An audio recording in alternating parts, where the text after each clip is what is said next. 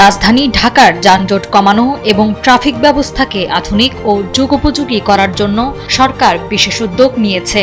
এ লক্ষ্যে বেশ কিছু সিদ্ধান্ত নেওয়া হয়েছে, যার মধ্যে রয়েছে স্বল্প, মধ্য ও দীর্ঘমেয়াদী পরিকল্পনাও।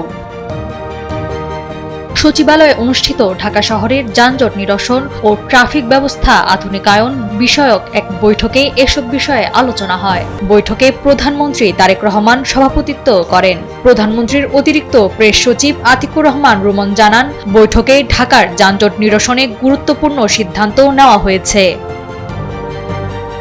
বৈঠকে সিদ্ধান্ত নেওয়া হয় ঢাকার ১২০টি ট্রাফিক সিগন্যাল দেশীয় প্রযুক্তিতে অটোমেশন করা হবে। শহরের চারপাশে নতুন বাইপাস সড়ক এবং ভেতরে ওভারপাস ও আন্ডারপাস নির্মাণ করা হবে।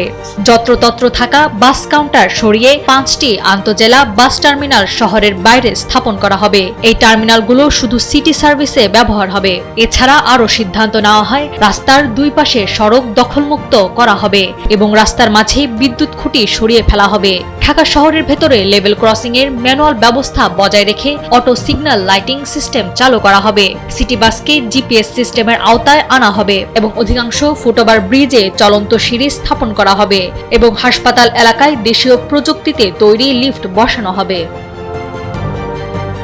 বৈঠকে অংশ নেওয়া সংশ্লিষ্টরা মনে করছেন, স্বল্পমেয়াদী পরিকল্পনা বাস্তবায়ন হলে এপ্রিলের শেষ নাগাদ ঢাকার যানজট অনেকটা নিরসন করা সম্ভব হবে। মধ্য ও দীর্ঘমেয়াদী পরিকল্পনা বাস্তবায়ন করলে ঢাকার ট্রাফিক ব্যবস্থায় ব্যাপক উন্নয়ন হওয়ার সম্ভাবনা রয়েছে।